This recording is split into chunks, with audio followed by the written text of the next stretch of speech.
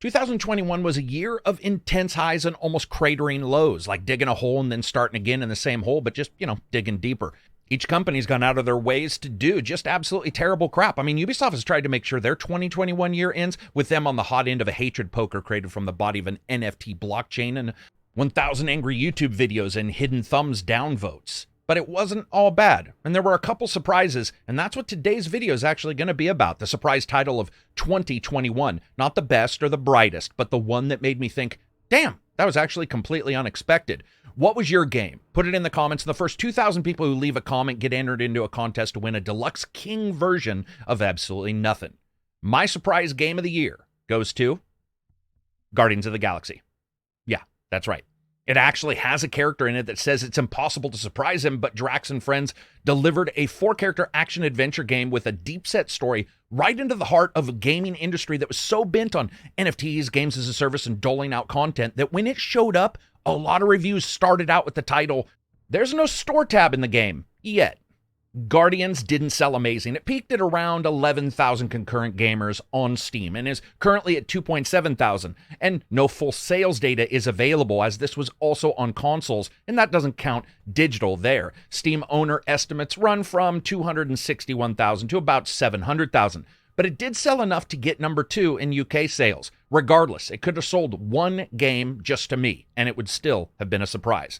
And there's a couple reasons. The first is surprise as it's defined may not fit exactly here, but without a doubt, this is a game that arrived and performed, looked, and lasted longer than I really ever expected a Guardians of the Galaxy game to do so. You could chalk this up to some everlasting note of depressing expected AAA returns on those styles of games as well. It's also not that Guardians was the best game, as I said before. Surprise to me, though, is that pleasant feeling of discovery against expectations. And while Guardians didn't do anything out of the ordinary if you sum it up against every single game across all genres, it can easily be argued that the current game development cycle, with consistent monetizations, games as a service, and doling out of titles across many facets to keep players engaged, it did do something, and that said, here I am, all of me, let's do it. And somehow released in really good form. It offered overall excellent portrayals of the characters as well, even up against the voice actors in the movies. It offered a storyline that wasn't tied directly to really anything, and its gameplay length was far closer to the older expected norms of action single-player games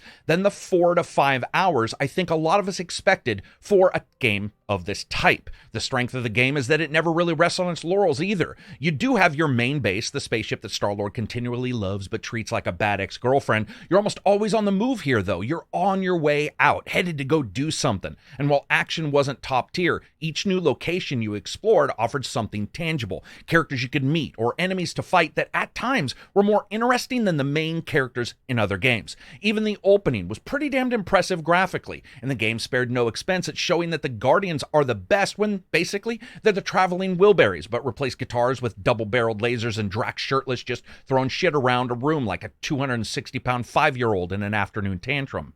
Characterization's important in games, and especially in titles without all the pomp and circumstance and massive budgets that we see in a lot of titles. You can expect one thing to go quickly, and that's usually voice work. It's literally the first thing to be cut. But in Guardians of the Galaxy, they're consistently chirping off, complaining, or celebrating some moment. And as you continue, that grows into true characterization. The game extends those characters beyond expectations with nuance that feels like the characters are actually somewhat real. For example, take Rocket's situation. If treated poorly, his reaction consistently throughout the game is terrible. It's not that goldfish memory kind of character you can punch and who'd die for you the next minute. This character holds a grudge. It can be argued that most of Square's games do arrive with tremendous teething pains as well, if not downright rotten at the roots. Avengers did amazing day one. It also is a tried and true games as a service style title and has its fair share of technical problems, as well as, let's admit it, sort of bland gameplay when it comes to grinding up your characters. Even as far back as Deus Ex Mankind Divided, which launched and did incredibly day one with around 50,000 concurrent users, but it had a huge number of issues, and to a lot of older fans, it didn't really hit the mark. Perhaps the biggest takeaway of 2021 isn't that Guardians is a surprise, but that Guardians has surprised, and that's a condemnation towards many games. I always felt that Guardians was a little bit like a shady middle finger thrown into a group, and everyone thinks silently, man, was he flipping me off? No, they were flipping everyone off. And while it's not perfect itself, I can actually find myself more interested in seeing these characters and their further adventures than most new characters that were introduced in games this year. Well, as well as some other characters that have been sequelized this year. And yes, I get it. I know people are going to have all sorts of their own answers for this, and that's how it should be. Surprise is not the same for everyone, nor are the expectations. Like fun or sex or favorite cereal, which we all know is Golden Grahams, regards to the elitist anti-Golden Graham propaganda out there. All jokes aside, Guardians was a blast. It was surprising. It was almost unquestionably unique, anti-game compared to a lot of the others from publishers who, let's be honest, their normal titles would have us expect a lot of this side stuff we don't like. And for that, Guardians of the Galaxy gets my vote as most surprising game of 2021, especially when you look at what we got this year and even from that same publisher.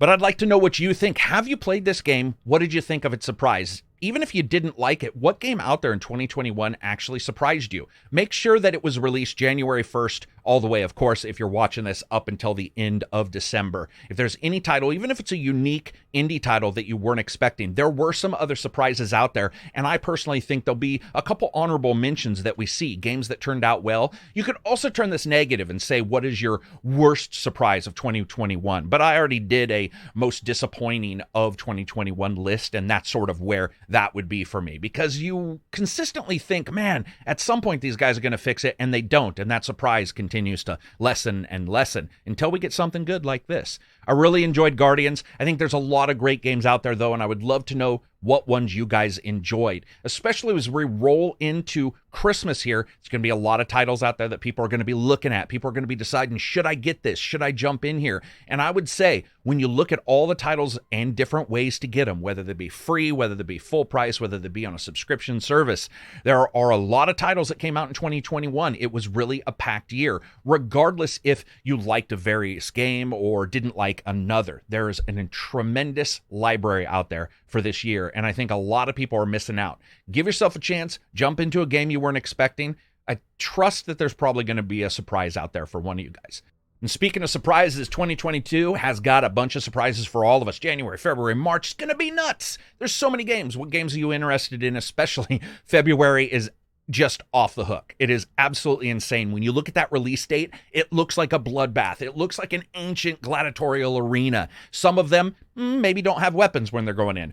Others probably have M16s. It's going to be incredible to see the PR glut, the way people discuss games. I can't wait. That chaos, that ant hive of PR, but also the ant hive of us playing the games and the pushback, all that kind of stuff. These are the times that excite me when it comes to gaming. I cannot wait until next year's first quarter. It's going to be insane. So as you guys know, you can check me out on Reddit and Facebook and all that.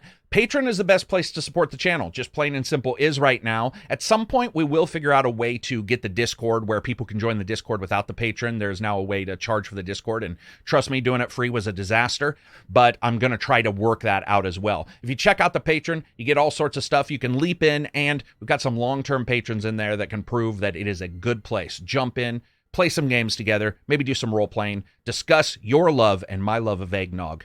Peace out. Have an awesome 2021 end of holiday.